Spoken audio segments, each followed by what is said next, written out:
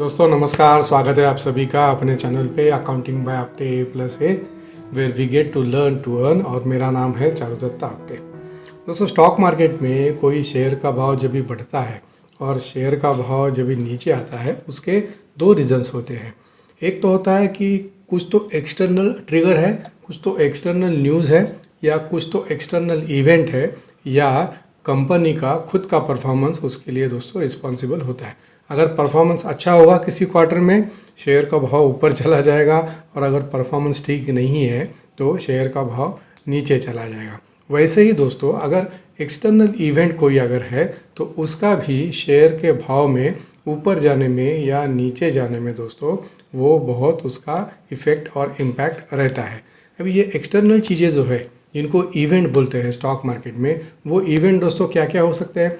एक है अपना RBI का पॉलिसी, दूसरा है फेड का पॉलिसी, तीसरा है दोस्तों इलेक्शन।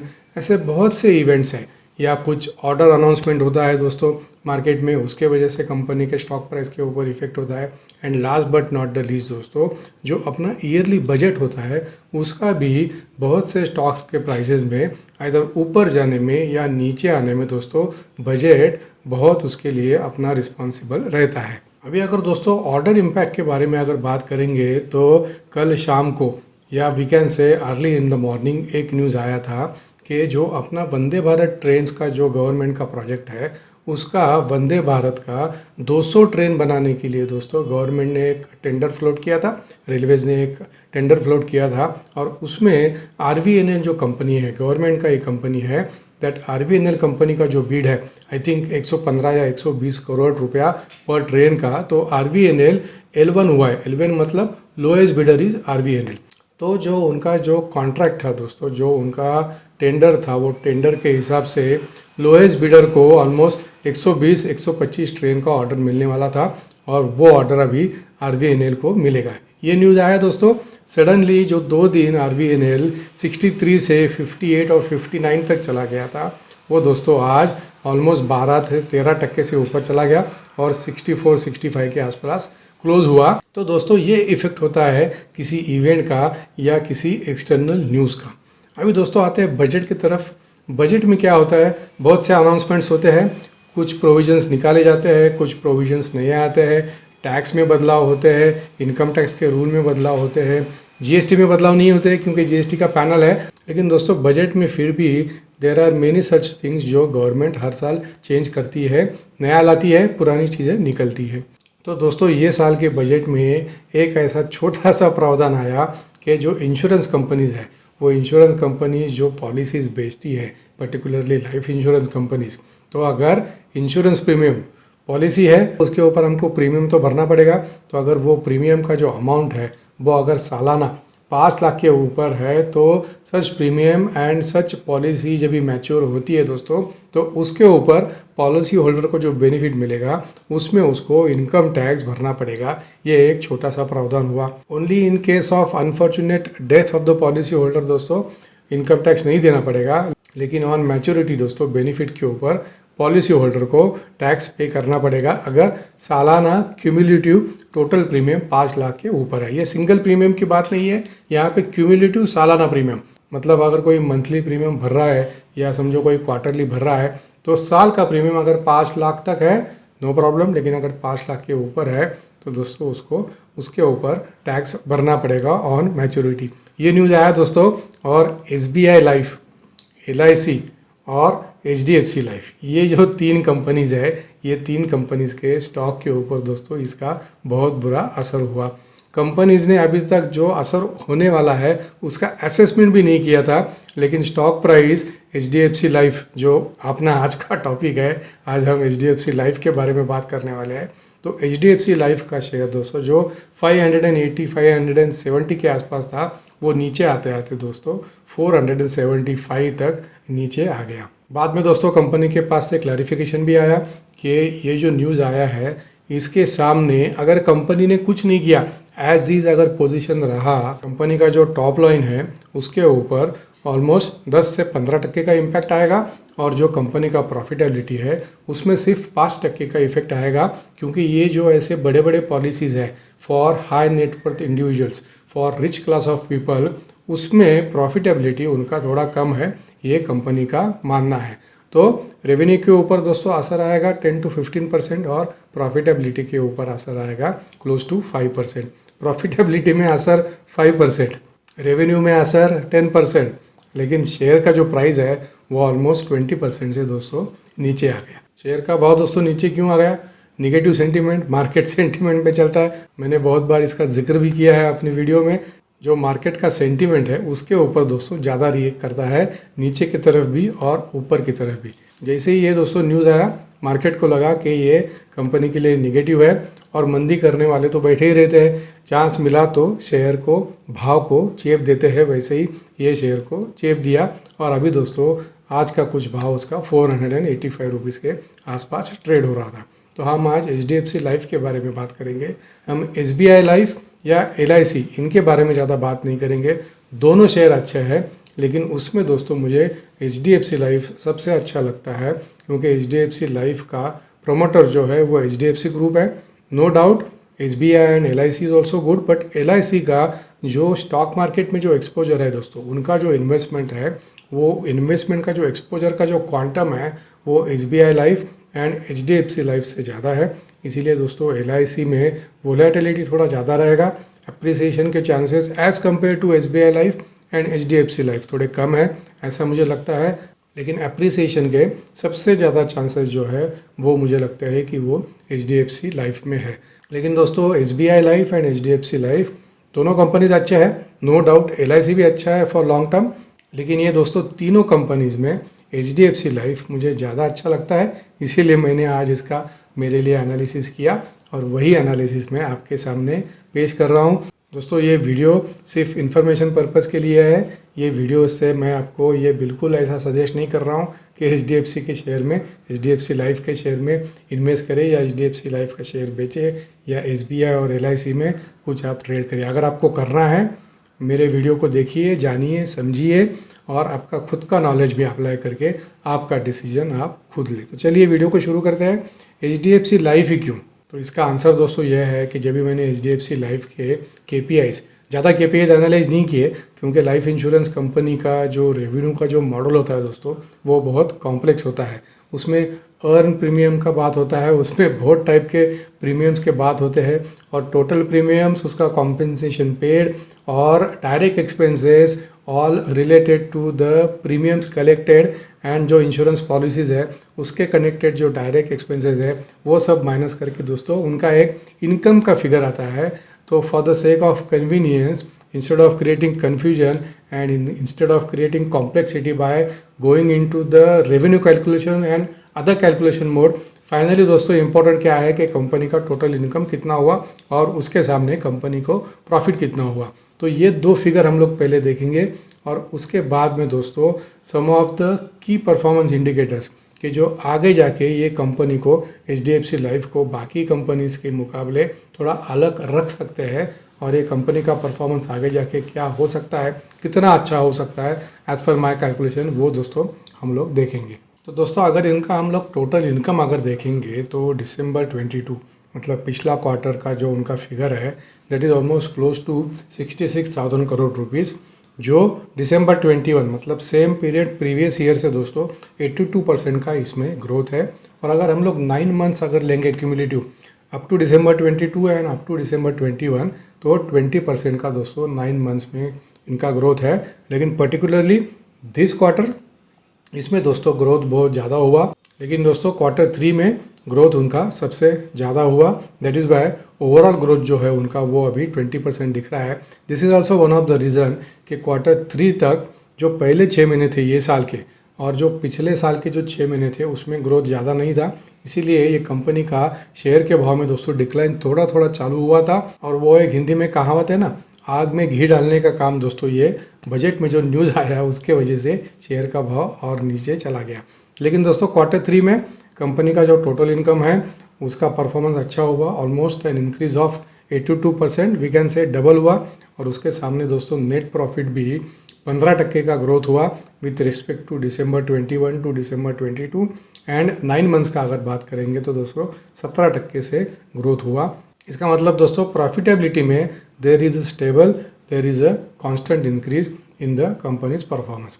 ये हो गया दोस्तों as far as the KPIs and revenue and profitability is concern. दोस्तों ये टोटल इनकम के फिगर्स और नेट प्रॉफिट के फिगर्स अगर आपको क्रॉस चेक करना है तो HDFC लाइफ का जो ऑफिशियल साइट है वहाँ पे जाके क्रॉस चेक करें। मनी कंट्रोल हो या इकोनॉमिक टाइम्स हो, वहाँ पे नंबर्स थोड़े अलग अलग है क्योंकि हर एक का रेवेन्यू दिखाने का और फिनेंशियल नंबर्स दोस्तों दिखाने का थोड़ा थोड़ा पैटर्न अलग है।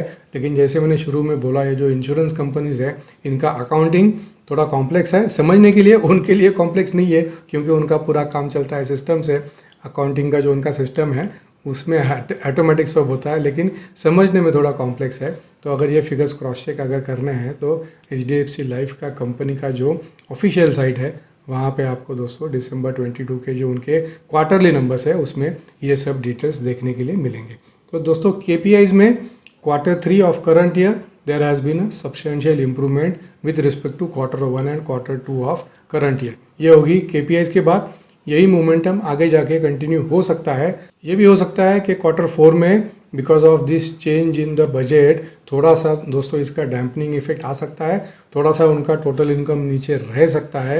लेकिन ओवरऑल दोस्तों लॉन्ग टर्म में ये जो बजट में चेंज हुआ है इसका ज़्यादा इफेक्ट आएगा नहीं, ये मेरा मानना है। इसका मैं आपको दोस्तों एक सिंपल एग्जांपल बोलता हूँ। अभी आम का सीज़न आने वाला है।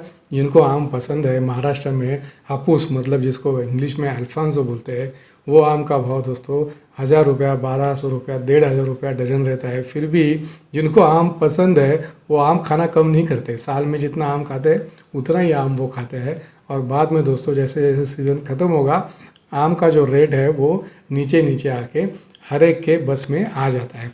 वैसे ही दोस्तों जो हाई रिच इंडिविजुअल्स है, जो हाई नेटवर्थ वाले इंडिविजुअल है दोस्तों, उनको जो 5 लाख का प्रीमियम पे करता है दोस्तों, उनको टैक्स लगाने से मेरे हिसाब से कुछ ज़्यादा उनके ऊपर असर नहीं होने वाला है। क्योंकि जिनको 5 लाख के ऊपर का प्रीमियम वाला पॉलिसी चाहिए, कल चाहिए था, आज भी चाहिए रहेगा, परसों भी चाहिए रहेगा, because basically they want to cover the risk. और रिस्क कवर करने में दोस्तों कॉस्ट कितना भी होने दो उसका उनके ऊपर कुछ इफेक्ट नहीं होने वाला है।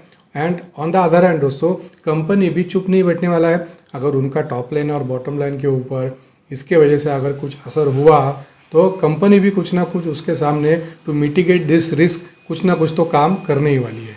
अभी दोस्तों हमने देखा कि टोटल इनकम में 82% का ग्रोथ हुआ ये क्वार्टर में। अभी ये जो टोटल इनकम है दोस्तों उसमें 2 कंपोनेंट होते हैं। एक तो है इंश्योरेंस प्रीमियम कलेक्टेड और दूसरा है दोस्तों कि जो HDFC लाइफ जैसे कंपनीज है वो इंश्योरेंस प्रीमियम जो कलेक्ट करते हैं वो उनके पास नहीं रखते, वो री इन्वेस्ट करते हैं समवेयर एल्स।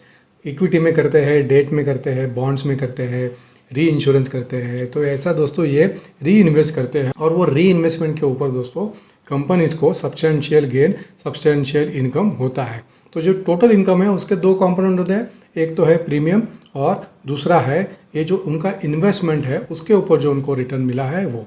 दोस्तों ये जो अर्न प्रीमियम है ना, ये अर्न प्रीमियम का मतलब ये होता है कि पॉलिसी का उनका टेन्योर होता है, तो जितना टेन्योर ख़त्म हुआ है उसके ऊपर का जो प्रीमियम है जो पे किया हुआ है दोस्तों, जो टेन्योर ख़त्म हुआ उसके ऊपर का जो प्रीमियम है दोस्तों that is called earned premium. और ऐसा जो अर्नड प्रीमियम है दोस्तों वो that forms part of companies revenue.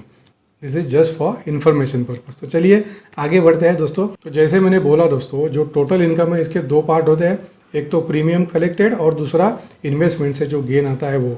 लेकिन जैसे कंपनी के नाम से मालूम पड़ता है मेन बिजनेस इनका इंश्योरेंस का है, तो it is interesting and important to see कि कंपनी को प्रीमियम का जो उनका डेवलपमेंट है, प्रीमियम कलेक्शन का, न्यू प्रीमियम कलेक्शन का, उसका दोस्तों ये जो डेवलपमेंट है उसका रेट उनका क्या है।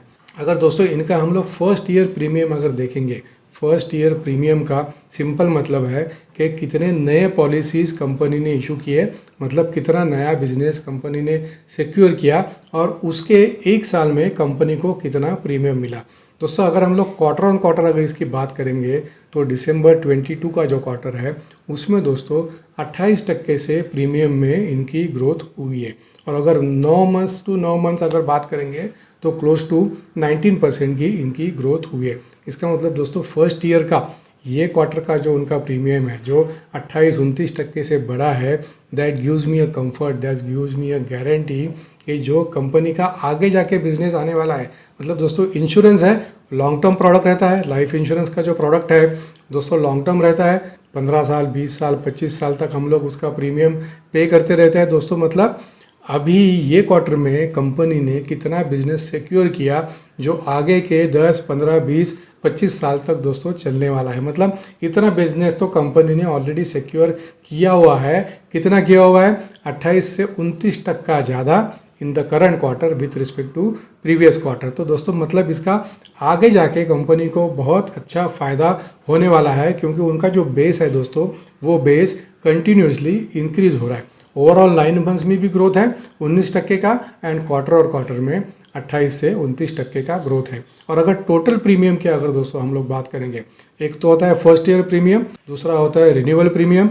मतलब एक साल खत्म हो गया, पॉलिसी रिन्यू किया, उसका प्रीमियम क्या है। और कुछ पॉलिसीज ऐसे होते हैं कि जिसमें सिंगल मतलब वन टाइम प्रीमियम होता है। तो ये तीनों के अगर टोटल करेंगे दोस्तों तो क्वार्टर ऑन क्वार्टर ऑलमोस्ट 18-19% का ग्रोथ है।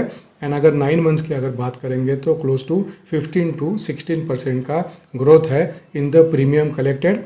And just for the repetition से, premium collected is the main business, investment का जो उनका रिटर्न है that is a secondary business. Premium आता है, वो इन्वेस्ट करते हैं, उसके ऊपर उनको रिटर्न मिलता है। लेकिन जो प्रीमियम कलेक्टेड है उसमें जो अर्न प्रीमियम है, अर्न प्रीमियम मतलब अभी आपको मालूम है उतना प्रीमियम जिसका टेन्योर खत्म हुआ है, that is called earn premium. तो अभी हमने दोस्तों प्रीमियम कलेक्टेड में कितना ग्रोथ हुआ वो देखा, फर्स्ट ईयर प्रीमियम कलेक्टेड में क्या ग्रोथ है ये देखा। अभी इंश्योरेंस कंपनीज का जो बिज़नेस है दोस्तों वो बिज़नेस कहाँ से आता है? टीवी पे एडवर्टीजमेंट करते हैं, उनके इंडिविजुअल ब्रोकर रहते हैं जिनको एजेंट्स बोलते हैं, और दोस्तों कॉरपोरेट एजेंट्स भी रहते हैं, कॉरपोरेट एजेंसीज भी रहती है। तो दोस्तों LIC का इतना अच्छा बिजनेस क्यों है? क्योंकि उनके जो इंडिविजुअल ब्रोकर्स है दोस्तों उनका जो रीच है वो सबसे ज़्यादा है amongst all the life insurance companies. वैसे ही दोस्तों HDFC लाइफ का अगर हम लोग ये चार्ट में अगर देखेंगे तो जो इंडिविजुअल एजेंट्स है उनको जो कमीशन पे किया हुआ है, अभी commission payment is a cost. यहाँ पे हम लोग देख सकते हैं कि जो कमीशन पे किया है वो क्वार्टर ऑन क्वार्टर दोस्तों उसमें ऑलमोस्ट 82% का इंक्रीज़ हुआ है। एंड 9 मंथ्स टू 9 मंथ्स दोस्तों ऑलमोस्ट क्लोज टू 40% का इंक्रीज़ हुआ है। तो इसका मतलब दोस्तों ये भी है कि जो बिज़नेस HDFC लाइफ को मिल रहा है वो जो इंडिविजुअल जो ब्रोकर्स है, इंडिविजुअल जो एजेंट्स है, उनके थ्रू दोस्तों ज़्यादा बिजनेस अभी आ रहा है। तो ये जो ज़्यादा बिजनेस जो अभी आ रहा है, इंडिविजुअल मतलब दोस्तों इंडिविजुअल्स का रीच अच्छा होता है, इंडिविजुअल्स का जो कॉन्टैक्ट है वो अच्छा होता है। इंडिविजुअल्स में दोस्तों कंपनी को खर्चा कम आता है लेकिन बिजनेस ज़्यादा आता है। LIC is the best example. LIC का majority of the business comes via individual agents. वैसे ही दोस्तों HDFC लाइफ का जो बिजनेस का जो ग्रोथ है, टोटल इनकम में हमने ग्रोथ देखा 82% का। वैसे ही दोस्तों जो बिजनेस कंपनी ने सिक्योर किया है वो इंडिविजुअल एजेंट्स जो है उनके थ्रू जो ग्रोथ हुआ है, जो उन्होंने बिजनेस सिक्योर किया है उसमें क्वार्टर ऑन क्वार्टर में 82% का ग्रोथ हुआ है। एंड 9 मंथ्स में दोस्तों क्लोज टू 40% का ग्रोथ हुआ है। मतलब जो प्रीमियम कलेक्टेड उसमें जितना ग्रोथ हुआ है दोस्तों उतना corresponding growth we are seeing in individual agents commission paid. तो इसका मतलब यह है दोस्तों कि कंपनी का जो स्प्रेड है, क्योंकि दोस्तों जो कॉर्पोरेट्स होते हैं उनका जो ज़्यादा फोकस है दोस्तों वो फोकस जो बड़े क्लाइंट्स है, हाई नेटवर्थ वाले क्लाइंट्स है, या कंपनी टू कंपनी है, B2B जो बिजनेस है दोस्तों उनके ऊपर उनका फोकस ज़्यादा रहता है, जिसमें कंपनी को प्रॉफिट मार्जिन भी कम रहता है। नो डाउट बिजनेस ज़्यादा आता है लेकिन प्रॉफिट मार्जिन कम रहता है। तो कॉर्पोरेट्स का फोकस दोस्तों ज़्यादा जो हाई नेटवर्थ वाले हैं या जो बड़े पॉलिसीज लेने वाले हैं उनके तरफ होता है। लेकिन इंडिविजुअल जो एजेंट्स है उनका फोकस नंबर ऑफ पॉलिसीज़, क्योंकि उनके टारगेट में मेरे हिसाब से number of policies and premium collected ये दोनों होते हैं। तो उनका फोकस दोनों तरफ होता है, मोर number of policies and more premium. तो इसका मतलब दोस्तों ये है मेरे हिसाब से कि HDFC life just like LIC is spreading it's wing across India. ज़्यादा जगह पे उनका प्रेजेंस दोस्तों अभी जा रहा है, ऐसा ये मुझे ये चार्ट से दिखता है based on the commission paid to agents. तो दोस्तों अभी तक हमने 2-3 चीज़ें देखी। एक तो देखा टोटल इनकम उनका कितना बढ़ा ये क्वार्टर में, प्रॉफिटेबिलिटी कितना बढ़ा वो देखा, प्रीमियम में कितना सब्सटेंशियल प्रीमियम कलेक्टेड उसमें कितना सब्सटेंशियल इंक्रीज हुआ वो हमने देखा। एंड एक पैरामीटर मैंने ये भी यूज़ किया है कि जो कमीशन पे किया है उसका कॉम्पोजिशन क्या है। तो उसमें जो इंडिविजुअल एजेंट्स है उनका जो कॉम्पोजिशन है दोस्तों वो सब्सटेंशियल बड़ा है। इसका दोस्तों आगे जाके HDFC लाइफ जैसे कंपनी को बहुत अच्छा और बहुत प्रॉफिटेबल बेनिफिट होने वाला है, ये मेरा मानना है। अभी दोस्तों last but not the least company का जो शेयर होल्डिंग पैटर्न है वो हम लोग देखते हैं। दोस्तों इसका पेरेंट कंपनी HDFC लिमिटेड है, इनके पास क्लोज टू 51% का स्टेक है और बाकी का स्टेक दोस्तों किन लोगों के पास है वो हम लोग देखते हैं। तो इसमें एक्साइड इंडस्ट्रीज 4% होल्ड करती है, गवर्नमेंट ऑफ सिंगापुर 2% होल्ड करती है, capital world growth and income fund इसमें दोस्तों 2% के आसपास होल्ड करती है, SBI म्यूचुअल फंड 1.4% होल्ड करती है, JP मॉर्गन 1.26% होल्ड करती है and Europe Pacific growth fund भी दोस्तों इसमें 1% से ज़्यादा ग्रोथ करती है। ये सब इन्फॉर्मेशन कंपनी के साइट के ऊपर अवेलेबल है। ऐसे सब लोगों का नाम है जिनका 1% से ज़्यादा ये कंपनी में स्टेक है। तो अगर ये नाम अगर दोस्तों हम लोग देखेंगे तो ये कॉन्फिडेंस आता है, अगर जितने अच्छे इन्वेस्टर जिनका स्टेक कंपनी में है उसके वजह से दोस्तों कंपनी का मतलब उनको भी ये गारंटी है, उनको भी ये भरोसा है कि आगे जाके कंपनी अच्छा करने वाला है। दोस्तों स्टॉक मार्केट में झुनझुनवाला साहब ने किसी स्टॉक में एंट्री किया या समझो दमानी साहब ने किसी स्टॉक में एंट्री किया, सडनली नेक्स्ट डे वो स्टॉक 15-20-30% से बढ़ता है। क्यों बढ़ता है? क्योंकि लोगों को ऐसा लगता है कि अरे ये आदमी ने अगर ये स्टॉक खरीदा है इसका मतलब ये कंपनी में ये स्टॉक में कुछ तो दम है, तो आगे जाके स्टॉक अच्छा करेगा। ये लोगों में कॉन्फिडेंस और ये लोगों में भरोसा आता है। वैसे ही दोस्तों कंपनी में कौन कौन स्टेक होल्ड करता है दैट ऑल्सो डिसाइड्स कि कंपनी का परफॉर्मेंस आगे जाके क्या हो सकता है। तो अगर दोस्तों हम लोग अगर ओवरऑल स्टेक की अगर बात करेंगे तो प्रमोटर HDFC लिमिटेड 50% से ज़्यादा स्टेक होल्ड करती है। म्यूचुअल फंड ने मतलब अपना जो इंडियन म्यूचुअल फंड्स है उन्होंने 4.76 से 4.05% स्टेक किया है, मतलब थोड़ा स्टेक उन्होंने घटाया है। हो सकता है कि पहले 2 क्वार्टर में जो कंपनी का परफॉर्मेंस ठीक नहीं हुआ और ये जो बजट में न्यूज़ आने वाला था उसके लिए शायद हो सकता है कि उन्होंने अपना स्टेक थोड़ा सा कम किया। लेकिन जो FIIs एंड FPIs है मतलब foreign institutional investors and foreign portfolio investor, इनका जो दोस्तों इन्वेस्टमेंट है, इनका जो स्टेक है वो उन्होंने 28.81% से 30.15% दोस्तों इंक्रीज़ किया है। मतलब म्यूचुअल फंड ने जितना कम किया उससे ज़्यादा FIIs एंड FPIs ने इसमें दोस्तों स्टेक बढ़ाया है। तो दोस्तों ये सब देखने के बाद मुझे ऐसा लगता है कि this stock is stock for the future. एक ही टाइम में बाय नहीं करना है, धीरे धीरे करके एक्यूमुलेट करना है। दोस्तों मेरे एक वीडियो में मैंने बोला था कि जो सुख में हमको साथ देता है उनको रिश्ते बोलते हैं। मतलब रिश्तेदार सुख में हमेशा अपने साथ होते हैं, दुख में भी होते हैं, लेकिन जो अपने बुरे वक्त में यदि अपना टाइम ख़राब चल रहा है उसमें जो साथ देते हैं दोस्तों वो रिश्ते फरिश्ते बन जाते हैं। ऐसा मैंने मेरे एक वीडियो में बोला था और कैस्ट्रॉल कंपनी का मैंने वो वीडियो में जिक्र किया था। कैस्ट्रॉल का भाव तभी 119 था, मार्केट इतना नीचे आया फिर भी कैस्ट्रॉल अभी 115-116 के आसपास है, ज़्यादा उसमें गिरावट नहीं आई है। वैसे ही दोस्तों ये HDFC लाइफ फरिश्ता शेयर है, ये मेरा मानना है। तो इसमें दोस्तों इन्वेस्टमेंट कर सकते हैं, ये शेयर एक्यूमुलेट कर सकते हैं। एज ऑफ नो 485 का भाव है। दोस्तों अभी पार्लियामेंट का बजट सेशन वापस चालू होगा, हो सकता है कि उसमें ये जो 5 लाख का जो क्राइटेरिया था, 5 लाख के प्रीमियम के ऊपर इनकम टैक्स लगाने का, उसके ऊपर कुछ रीथिंकिंग हो सकता है। अगर उसके ऊपर दोस्तों रीथिंकिंग हुआ, कंपनी का स्टॉक प्राइस ऑलमोस्ट 10 से 15% से बढ़ेगा, ये मेरा मानना है। लेकिन समझो अगर रीथिंकिंग नहीं हुआ और जो 5 लाख के ऊपर टैक्स है वैसे के वैसे ही रहा, तो दोस्तों कंपनी के भाव में ज़्यादा गिरावट यहाँ से नहीं आएगी, ये मेरा मानना है। कंपनी का बॉटम अभी 470 और 475 के आसपास बन चुका है, ये मेरा मानना है। क्योंकि ये जो न्यूज़ है 5 लाख का, ये दोस्तों ऑलरेडी फैक्टर्ड इन है, ऐसा मेरा मानना है। लेकिन दोस्तों फाइनली शेयर मार्केट है, शेयर मार्केट चलता है सेंटीमेंट के ऊपर, कौन से न्यूज़ का क्या असर होगा इसका दोस्तों असेसमेंट करना दैट वे थोड़ा डिफ़िकल्ट रहता है। कभी अपोजिट भी जाता है, कभी अपने साइड पे भी जो अपना एनालिसिस है वो अपना एनालिसिस सही जाता है। तो दोस्तों अगर किसी को ये स्टॉक में अगर एंटर करना है, इन्वेस्ट करना है, तो धीरे धीरे करके बाय करना चाहिए। इसको एक ही समय पे सब्सटेंशियल क्वांटिटी बाय नहीं करना चाहिए, क्योंकि इसमें एप्रिसिएशन जो होगा दोस्तों, इसका होल्डिंग पीरियड मेरे हिसाब से 1 साल से 2 साल तक इसको अगर कोई होल्ड करेगा तो 20 से 25% का एप्रिसिएशन इसमें हो सकता है, ये मेरा मानना है। लेकिन जैसे मैंने शुरू में बोला, शेयर मार्केट वोलाटाइल है, अनसर्टन है, इसमें गारंटेड रिटर्न्स नहीं मिलते हैं। इसमें कोई भी ये श्योर शॉट नहीं बोल सकता है ये शेयर खरीदो 25% 20% आपको रिटर्न मिलेगा, ऐसा कोई भी नहीं बोल सकता है। तो इसमें गारंटेड रिटर्न नहीं है, शेयर मार्केट में रिस्क है। ये मेरा एनालिसिस था मेरे खुद के लिए। मैंने अभी तक HDFC लाइफ में एंट्री नहीं ली है। अगले हफ्ते मैं शेयर का भाव देख के इसमें एंट्री करना चालू करूँगा। धीरे धीरे करके एक्यूमुलेट करने वाला हूँ, लेकिन आपका डिसीजन आप खुद लें।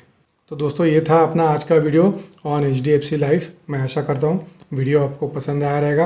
वीडियो अगर पसंद आया, आपके कुछ काम आया, तो मुझे खुशी है। So thank you very much for your time. See you in next video.